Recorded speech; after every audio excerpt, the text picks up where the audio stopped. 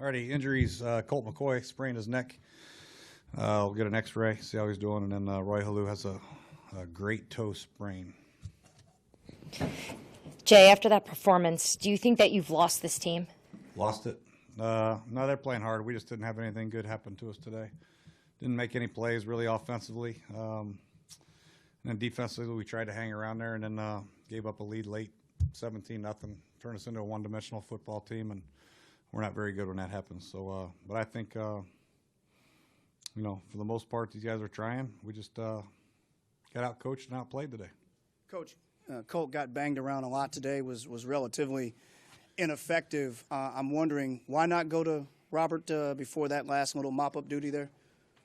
You know what? It's no fun. I think when you start a game and there's 5 minutes to go in the game, you're playing against the Rams, and it's 24-0. I don't think it's right to put another quarterback in there and throw him into the Wolves. I think Colt wanted to finish the drive and try to get something going positively at the end of the game, try to get a touchdown there at the end, and then he got hurt. But, we'll see where it stands next week. Third quarter, couple of drives in that third quarter. 6-0 at the half, and then we gave up the eight-minute drive, and they got a field goal, and then we went 3 and out and punted, and then they scored again, make it 17-0, and we're trying to get some drives together, and nothing really happened, unfortunately. But we'll relive the situation and look at the tape and see what went wrong. Jay, how bad is this loss, and where do you go from here? Well, you go on to next week is all we can do. We continue to coach our players off this tape, find out something we can sink our teeth into offensively, because today was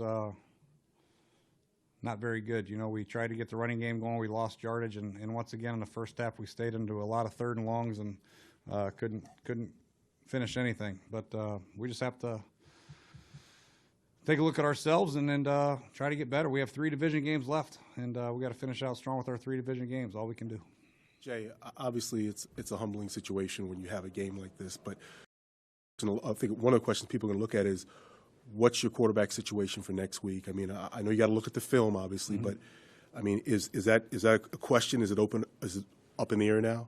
Well, we got to look at Colt, see how his neck is doing, and then see the tape and see what happened as far as the production is concerned. One of the reasons we took out Robert in the first place, the lack of production on offense, and we brought Colt in here and did some good things last week. This week, same thing, no production, and so to speak. But I got to look at the film and try to make a judgment on the quarterback situation. All we're trying to do, we're all searching for answers in this building to try to find out who can lead us to victories and who can get this offense on a roll, and that obviously is still to be determined.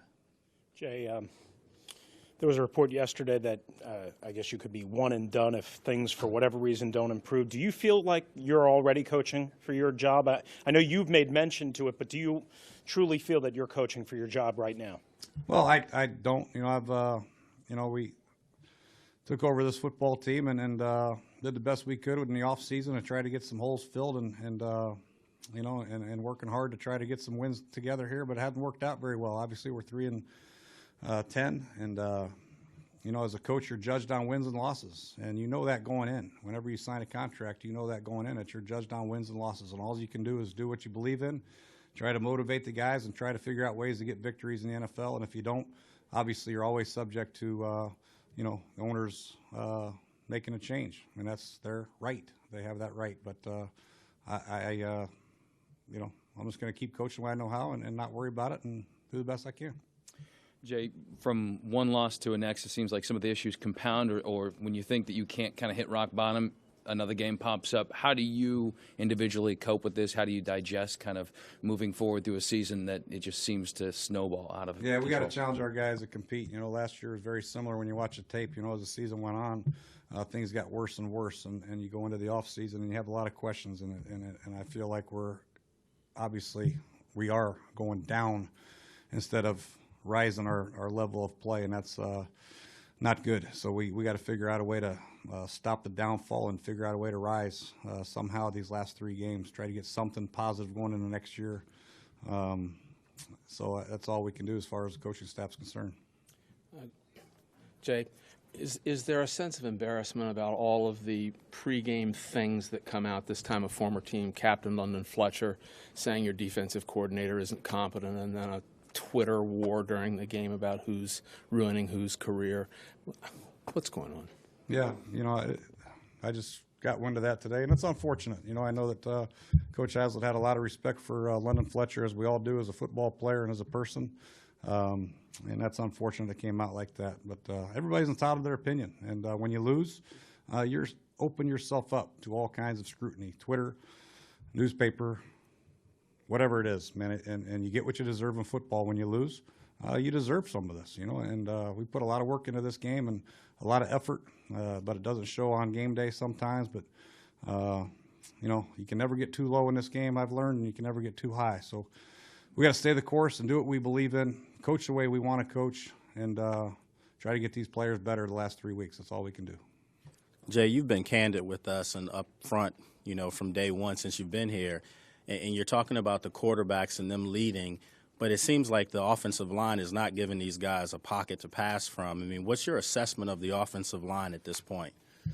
Well, it's a team game, and it's not just the offensive line. I know that our backs gave up a couple more, and our tight ends gave up a couple more, and then sometimes in a running game, it's point of attack with different people, and a backside guy, somebody else. The thing that kills you on offense is the negative plays. It's one thing to gain a yard or two, but we're losing 4, and we're losing 5, and we're losing 7, and putting us in dang near impossible down and distances for any quarterback. I don't care who it is here. So we got to figure out a way to eliminate these negative plays, and then the third down and long, the stunts and all that stuff. It's tough on any lineman, but there's no question from an offensive standpoint, there's really not a lot positive we can pull out of this performance. Obviously, the line didn't do great. I think obviously our quarterback struggled, and receivers had a couple drops, and we missed a couple protections with our backs. So it's back to the drawing board, and we got to figure out something that we do well, very well. And right now, that's a struggle. Trying to get the running game going, and couldn't do it. Try to get the quick passing game going. Ball's batted, and then obviously we get in third and long and try to get something going down the field, and didn't protect. So, tough calling plays out there today. Coach, you often talk about trying to find a spark sometimes from that quarterback position. Was there ever a thought at any time in the game to go to Robert knowing that he could use his legs somewhat? Cleveland, and I hate to compare, but Cleveland last week used Johnny Manziel when they were struggling just to get a spark. Was there ever that thought at any time in the game, let's go to Robert because he can do some things even with his legs? Yeah, like I said, the issue in the first half, I just thought the negative plays, and then we had so many third and longs, I didn't think anything would really help there. But and then the second half came, and the floodgates opened. But I don't want to be, as a coach, you want to be wishy-washy. And every time a guy has a bad series, you take him out, throw another guy in there. And then every time he has a bad series, take him out, throw him in there. You like to see guys finish what they started, and see if they can turn it around from a standpoint of playing a position and try to get some positive things going into next week. That obviously didn't happen. Cold hurt his neck, so we're back to the drawing board. Well, Coach, how difficult will it be with 3 divisional games coming up, how difficult will it be to motivate this team given all that's going on in this franchise? Well, they're pro football players. And like I said, anytime you have a chance to play against the New York Giants, the Dallas Cowboys, or the Philadelphia Eagles, you should be able to be motivated as a pro football player. It's exciting. It's a privilege to play this game. So if I have to motivate a pro football player to play football, then we need to get new pro football players. So this is a great chance for us the last 3 games to get this thing turned around, get this terrible taste out of our mouth, and move forward. And that's the only spin that I can put on this, and not dwell on all the negative things that's going around, the Twitters and all that stuff. So we're going to focus on the New York Giants and try to be positive and try to get these guys going and coach them the only way we know how. Jay, Colt had a couple strong games for you guys this season. What was it about today that things fell apart for him? Third and long. First half, third and long, and then we got down. Like I said, they kicked the field goal, the 8-minute drive to start the third quarter, go up 9-0. Then we went 3 and out, and then it was 17-0. And we're trying to get some things going, trying to pick up the tempo a little bit, and they rushed us pretty good. And it's a tough team.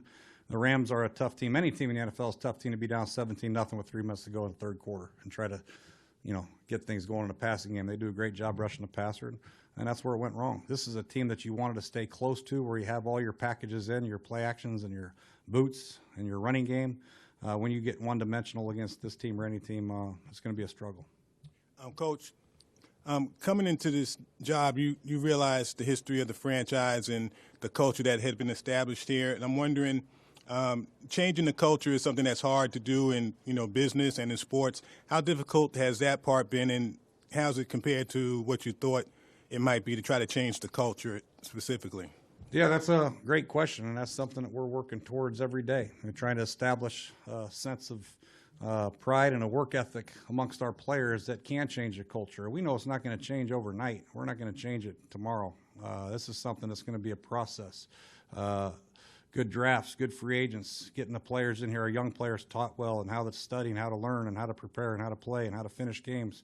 That's a process, and that's something that we're going through right now to try to change it, be consistent with our approach, be demanding, and try to get this thing flipped around. Take a few more.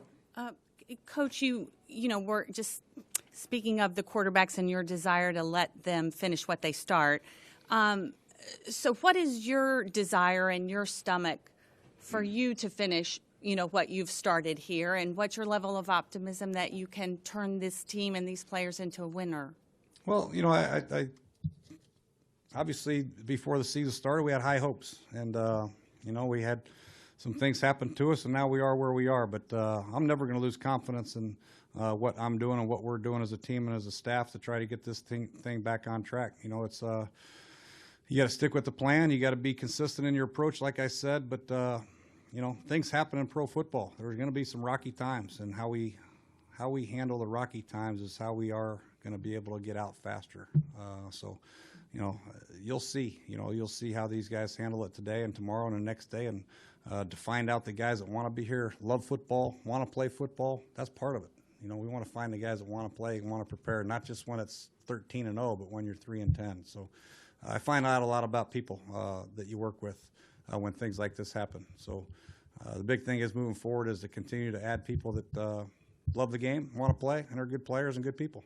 Jay, on the fake punt, is that your decision? Is that Ben's decision? And it appeared from our view that Tress had, I guess, the Rams sideline to kind of exploit there, and he ran up the middle. Anything on that?